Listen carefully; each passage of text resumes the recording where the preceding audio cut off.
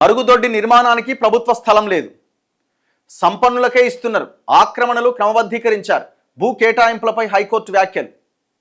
ఇప్పుడు ఎన్ని కోట్లున్నా ఏమున్నా ఈ వ్యాఖ్యలకే పరిమితం అవుతున్నాయి. ఏం చేయలేనటువంటి పరిస్థితి.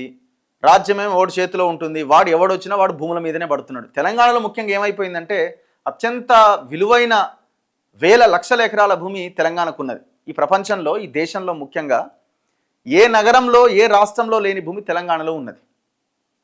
ఇది గమనించిన కేసీఆర్ ధరణి తెచ్చిండు, మింగి అవతల పడ్డాడు. మార్పు అని వచ్చిన రేవంత్ రెడ్డి మరి ఆ మార్పు తెచ్చి ఆ భూములన్నీ మళ్ళీ వెనక్కి తీసుకోవాలి, కానీ ఆ ప్రయత్నం చేస్తలేడు. చాలా చాలా విషయాల్లో టోటల్ ముఖ్యంగా భూముల విషయంలో అయితే మొత్తం వాళ్ళ బినామీ కంపెనీలు అన్నింటికీ వీళ్ళు వత్తాసు పలుకుతున్నారు.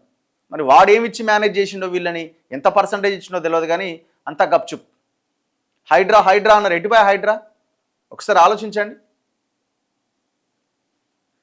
గతంలో వేల ఎకరాల ప్రభుత్వ భూములు ఉండేవి.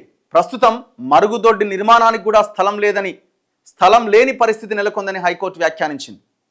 ప్రభుత్వ స్థలాలు అడ్డగోలుగా అందరికీ కేటాయించడం జరిగిపోయింది.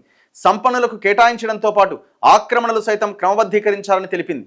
నిజాం నవాబు ప్రభుత్వానికి వేల ఎకరాల భూములు అప్పగించారు. ఇది ఎంత ఘోరం అంటే మీరు చూడండి, హైదరాబాదులో మట్ ల్యాండ్స్, గ్రామాల్లో అసైన్ ల్యాండ్స్, లావణీ పట్టా భూములు, అసలు ఎస్టేట్ ప్రాపర్టీస్ మొత్తం ఖతం చేశారు. ఓన్లీ ఇన్ హైదరాబాద్లో తలసాని శ్రీనివాస్ యాదవ్, పద్మారావు గౌడ్ ఇద్దరు కలిసి 2300 ఎస్టేట్ ప్రాపర్టీస్ మీద పడ్డారు. మీరు లెక్కలు తీయమనండి రేవంత్ రెడ్డిని, తీస్తాడేమో. సిటీ ప్యాలెస్ హోటల్ ఆ రాజు ఒకసారి కూలిపోయింది చూసిరా, అది కూడా ఎస్టేట్ ప్రాపర్టీనే. ఎవరు కట్టిరు ఇప్పుడు అక్కడ చూడండి వెళ్ళి.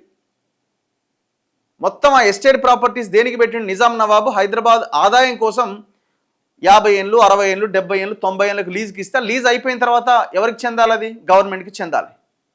గవర్నమెంట్కి చెందలే, వీళ్ళు కబ్జాలు చేసి దాంట్లో కట్టుకొని అమ్మేసుకున్నారు. అట్లా హైదరాబాద్లో 2300 ప్రాపర్టీస్ ఉన్నాయి. ఎంత వాల్యూ అది? ఎవరు చెప్పాలి? ఇది ఎక్కడుంది? ఇగో నిజాం అప్పట్లో గైరాన్ భూములు అంటే మేకలు గొర్రెల మేతకు, కమ్యూనిటీ అవసరాలకు భూములను కేటాయించారు. బందెల దొడ్డి నిర్మాణం, గ్రామ కమ్యూనిటీ అవసరాలకు నాడు స్థలం ఉండేది. సుప్రీంకోర్టు తీర్పు ప్రకారం అర్హులైన పేదలకు స్థలాలు కేటాయించాల్సి ఉంది. అయితే దానికి విరుద్ధంగా వివక్షాపూరితంగా భూ కేటాయింపులు జరగడంతో ఇప్పుడు ఏమీ మిగల్లేదు అని ఆక్షేపించింది. వికారాబాద్ జిల్లా ధరూర్ మండలం అంతారం గ్రామంలో సర్వే నెంబర్ 32, సర్వే నెంబర్ 82లో హేచరీ నిర్మాణం కోసం 6 ఎకరాలు కేటాయించాలి అన్న వినతి పత్రంపై చర్యలు తీసుకోకపోవడాన్ని సవాల్ చేస్తూ ఎండి ఖలీల్ హైకోర్టులో పిటిషన్ వేసింది.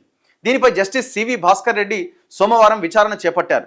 పిటిషనర్ తరపు న్యాయవాది ముమ్మనేని శ్రీనివాసరావు వాదన వినిపిస్తూ 2022లో కలెక్టర్కు వినతి పత్రం సమర్పించాం. దీన్ని ప్రభుత్వానికి పంపలే. ఎవరు? కలెక్టర్. ప్రభుత్వ ప్రైవేట్ సంస్థలకు భూ కేటాయింపునకు సంబంధించి జీవో 571 కింద మార్గదర్శకాలు జారీ అయ్యాయి. వాటి ప్రకారం వినతి పత్రంపై చర్యలు తీసుకునేలా ఆదేశించాలని కోరారు. దీనిపై న్యాయమూర్తి స్పందిస్తూ ఏ ప్రాతిపదికన భూమిని కేటాయించాలి అని ప్రశ్నించారు. హేచరీ నిర్మాణం వల్ల ప్రజలకు ఏ విధంగా ఉపయోగం ఉంటుందో చెప్పాలన్నారు. దీనిపై ప్రభుత్వ వివరణ తీసుకోకుండా ఎలాంటి ఉత్తర్వులు జారీ చేయలేమన్నారు. ప్రభుత్వ వివరణ కోరుతూ విచారణ ఈ నెల 22కి వాయిదా వేశారు. ఇప్పుడు అదే అసలు యాక్చువల్గా ఒక వంశీరామో లేకపోతే వాసవి ఇంకోడు ఉన్నాడు అనుకుందాం.